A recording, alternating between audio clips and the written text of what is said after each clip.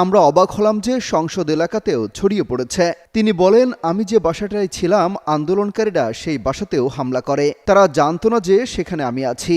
আমার বাসা তারা লুটপাট করেছে, কিন্তু যে বাসায় আমি গিয়ে আশ্রয় নিয়েছিলাম সেখানে হামলা করবে আমি ভাবতে পারিনি।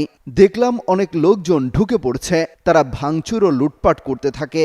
আমি আমার স্ত্রী সহ বাথরুমে লুকিয়েছিলাম। অনেকক্ষণ ছিলাম, প্রায় 5 ঘন্টা।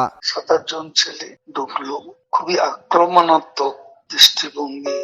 তারপরেও 7 থেকে 8 জন ছেলে ঢুকে পড়ে খুবই আক্রমণাত্মক দৃষ্টিভঙ্গি নিয়ে। উবায়দুল কাদের বলেন, হঠাৎ তারা তার দিকে তাকিয়ে বলতে থাকে, নেত্রী চলে গেল, আপনি যাননি কেন? আমি কিছু বলছিলাম, তাদের মধ্যে কি উদয় হলো আমি জানি না। তারা আমাকে বলে, আপনার ছবি তুলবো। তারপর ছবি তুলতে শুরু করলো, সেলফি নিচ্ছিল। এই ছাত্রদের অনেকে হয়তো আমাকে চিনত। কি কারণে যে আক্রমণাত্মক মনোভাবটা ছিল সেটা নিমিষেই শীতল হয়ে গেল। তখন ঠান্ডা মেজাজি কথা বলছিল।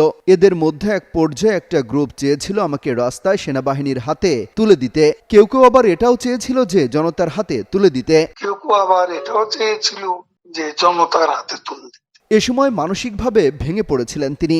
এরপর কালো একটা মাস্ক মুখে দিয়ে তাকে হাঁটতে হাঁটতে সংসদ এলাকা থেকে বড় রাস্তায় নিয়ে যায়। এ সময় হঠাৎ করে কোথা থেকে একটা ট্যাক্সি আসে, একটা ইজি বাইক, সেটা খালি ছিল। হঠাৎ করে কেন যেন এসে পড়ল, হয়তো আমার ভাগ্য।